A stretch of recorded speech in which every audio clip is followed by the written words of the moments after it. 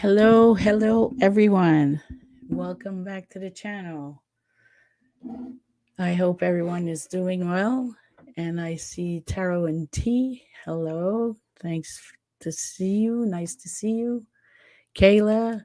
Hello. Thanks for coming by. Okay, I will start the stories and you just follow along, and if you come in after I started, you can always watch the replay to catch up on what you missed. So grab your warm blanket, your hot cocoa, and we will start these stories. Oops, we got Christina. Hello, Christina. Hello, Myers. Thanks for coming. Okay, so here we go for the first story. And yes, I might trip because I have three stories, so I might trip over the words. But please forgive me. I'm just winging this. I'm just starting this, and I like it so far. So I just hope you guys like it as much as I do. Okay, so here we go. I got three stories tonight, so the live stream should be longer. Hi, Sean. Welcome. Oops. Tales told in the dark. Hello, Cassie, sis. I'm not as good as you, so forgive me. So here we go.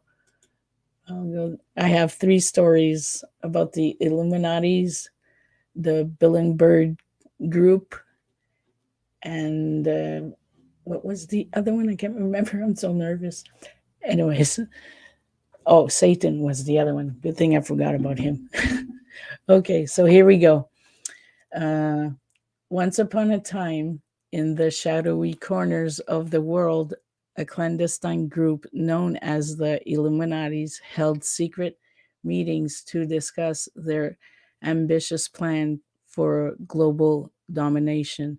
For centuries, they had operated in the shadows, manipulating world events and controlling the minds of the unsuspecting masses.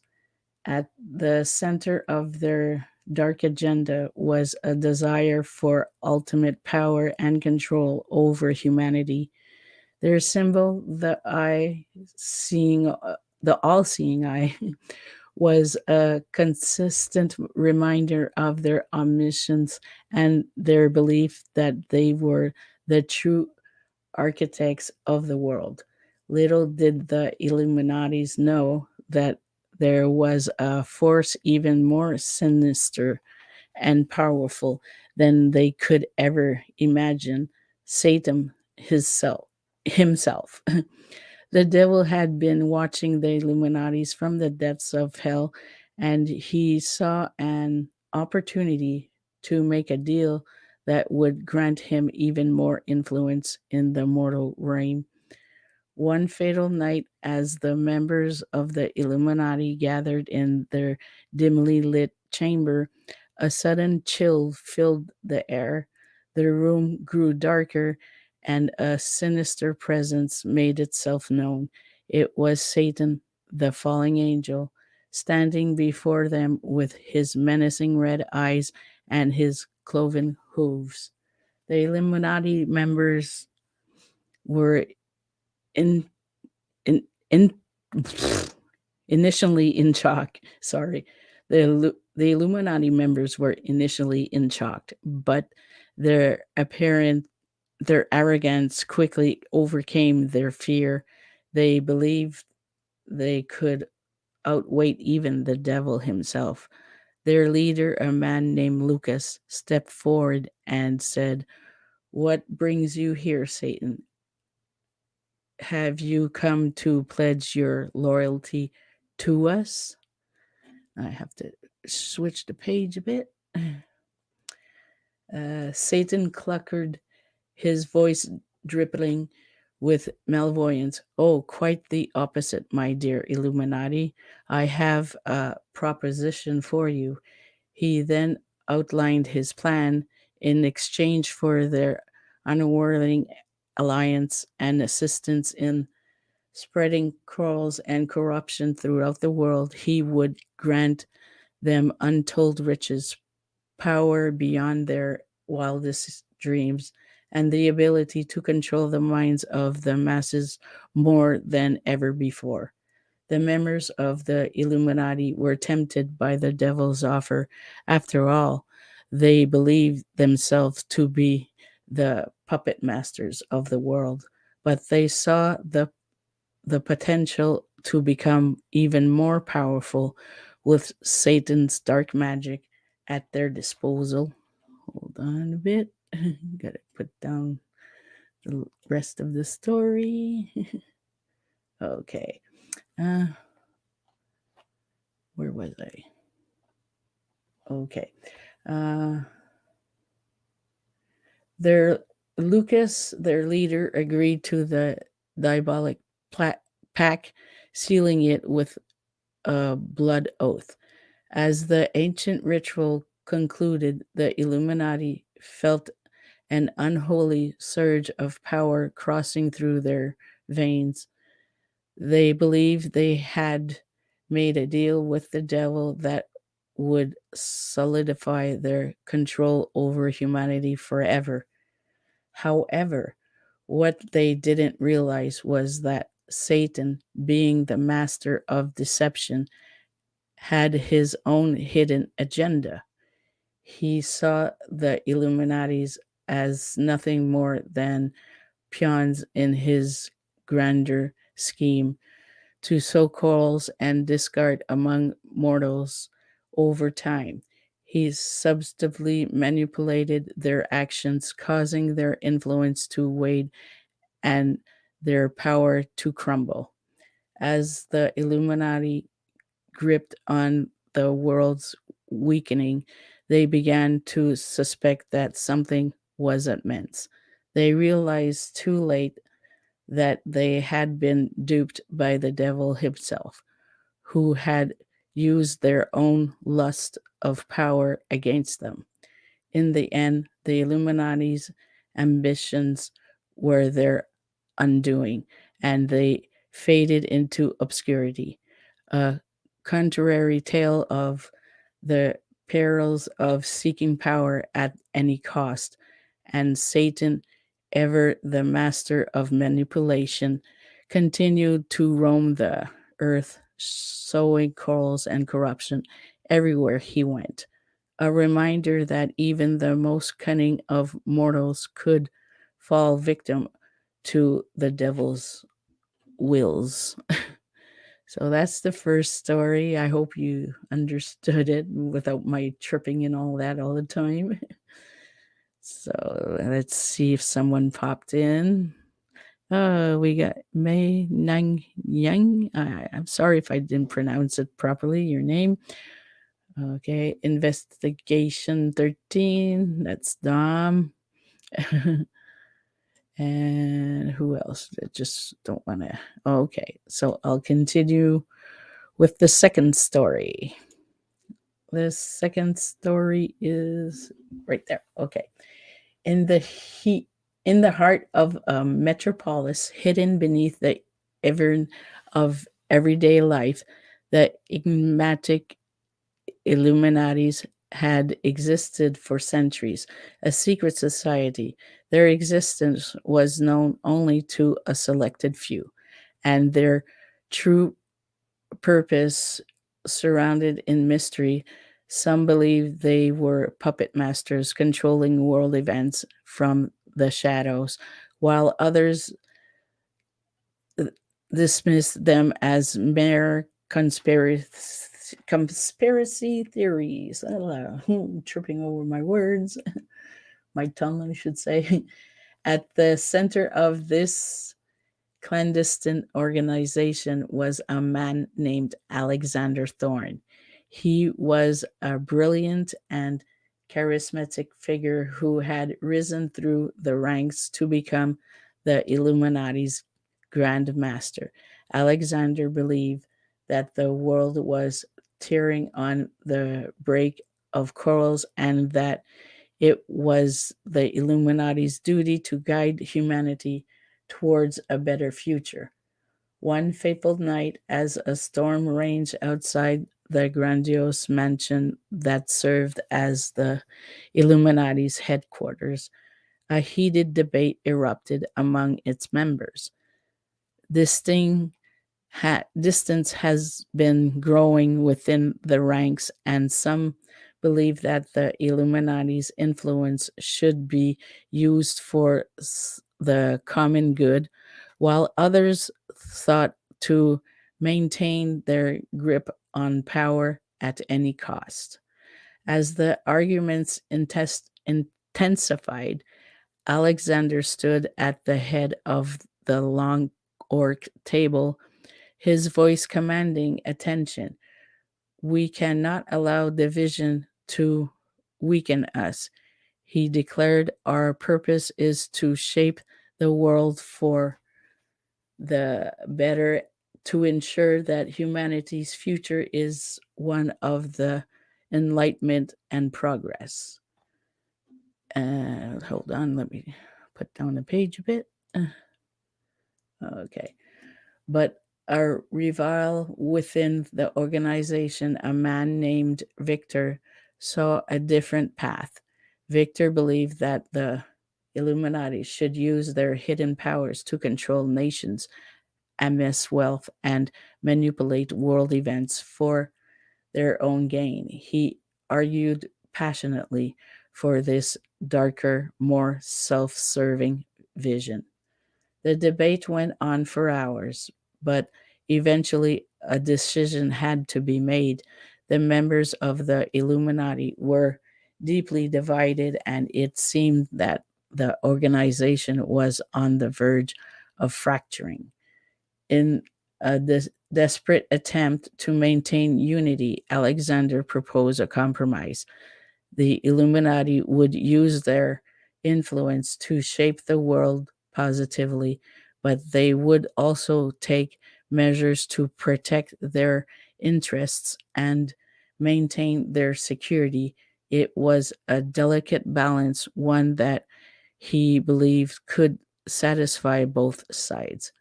Reluctantly, Victor and his fractions agreed to the compromise, and the Illuminati's unity was preserved, at least for the time being.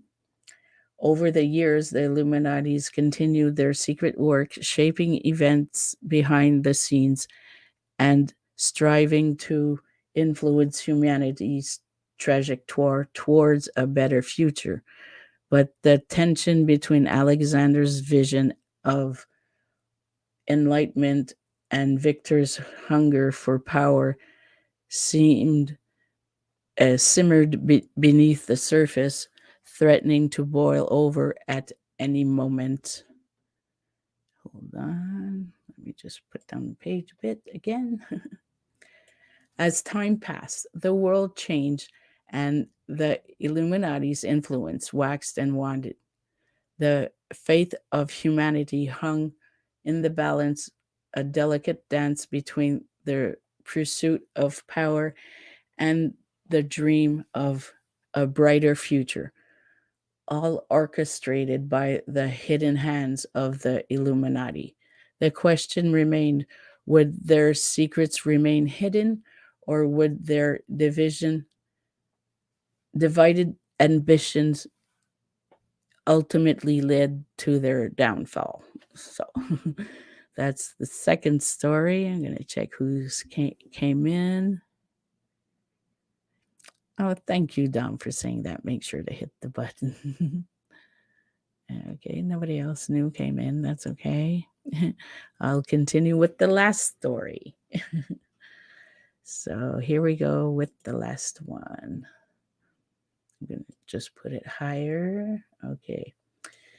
In the darkest corners of the world, where conspiracies thrived and secrets abundant, an unholy alliance was forged between Satan, the respective Bilderberg group, and the enigmatic Illuminati. It began with a clandestine meeting in a remote chateau nested deep within the Swiss Alps.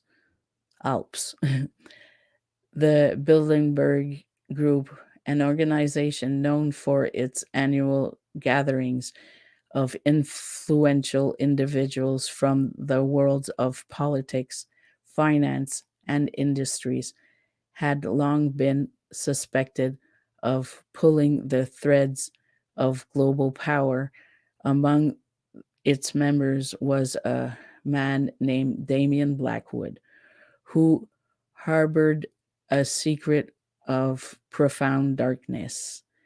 In this secluded chateau, Damien Blackwood made a sinister pro- proposal to his fellow Billingberg members. That he revealed that he had made contact with none other than Satan himself, who had offered him unimaginable power and influence in exchange for the group cooperation in a diabolical plan. Satan, an entity from known for his mystery mastery of temptation. Oh gosh, guys, sorry about that. I'm going to start it over. Satan, an entity known for his mastery of temptation, promised the Billingberg Group unprecedented wealth, control over nations, and dominations over minds of humanity. In return, they were to assist him in unleashing Cole's discords and despair upon the world. The Billingberg members were initially hesitant, fearing the consequences of such a pact with the devil. However, the allure of power proved too tempting to resist. One by one, they pledged their alliance to Satan, sealing the pact in blood. So I'm going to just move down a bit. Okay. With the Billingberg Group now under his sway, Satan turned his attention to the Illuminati, even more exclusive and secretive organization, rumored to have appealed upper knowledge and influence. Illuminati's led by a mysterious figure known as the Grand Enigma, operated in the shadows, manipulating events on a global scale. Satan knew that convincing the Illuminatis to join his unholy alliance would be no easy task. He used his newfound influence over the Billingberg Group to subsidize his influence to the Illuminatis. Though a web of deception and manipulation, they orchestrated a meeting between the Grand Enigma and Damien Blackwood in a dimly lit chamber deep within the Vatican. A Grand Enigma met with Blackwood. Their identities concealed by shadows, Satan's presence loomed over them through nearly spoke his name. Blackwood presented the Grand Enigma with a proposal that would change the course of history. He revealed the Billingberg Group alliance with an otherworldly force and the promise of unimaginable power that came with it. He argued that by joining forces, the Illuminatis could achieve their goals of global control with upper landing infinity. And then just put down the page a bit. We're almost over. The grand enigma shouted in surrounded in mystery, considered the offer carefully. After a long silence, a voice emanated from the darkness. Very well. We will join this unholy alliance, but know this our goals remain unchanged. We seek not quarrels for its own sake, but rather carefully orchestrated order that serves our purpose. With the Illuminati in only now alleged with the Billingbird under the influence of Satan, the world stood on the brink of an appearance area of manipulation, control, and darkness. The stage was set for a global conspiracy that would test the boundaries of human reliance and the depths of the diabolical ambition. As the alliance began to set its sinister plans into motion, a small group of individuals unbarely known to the world quickly gathered to uncover the truth and thoughts their malevolent design. The battle between light and darkness had begun, with the fact of humanity hanging in the balance. So that was the third and last story. It's kind of hard to just say the words sometimes. So, because they're words I don't usually use in my vocabulary. So, I wanted to announce also that I have canceled all memberships on my channel. You can no longer be a member of my channel because, for one, for me, my channel, I'm not talking about other channels, but my channel, it's not worth all the hassle to have members. And I'll say it, the money that comes in from it, for me, it's not worth the deal.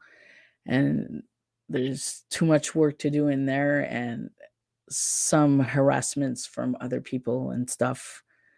So, on that note, I decided this morning to stop with all the gibberish and stuff and cancel all my subscriptions. So, you should all be refunded either today or tomorrow, I guess, if you didn't. So that is why I canceled the memberships. It's too much trouble to deal with and go through, and don't have enough time to like give the gifts that was promised in the memberships. You don't have time to go see them and respect the deal and stuff like that. It's too much of a hassle. So that is why I have nothing against all of you. I love you all, and I really appreciated you guys supporting the channel. And so I rather, I was saying to myself, I'm not good enough for the members. They're paying, and I can't respect my deals of the payments and stuff. And so I decided to cancel it, to be fair with everyone. So, on that note, guys, that'll be it for now. If you like this live stream, please give it a thumbs up. And if you're new to the channel, please consider subscribing for more live streams like this. And I'll see you around the broom somewhere. Love you all.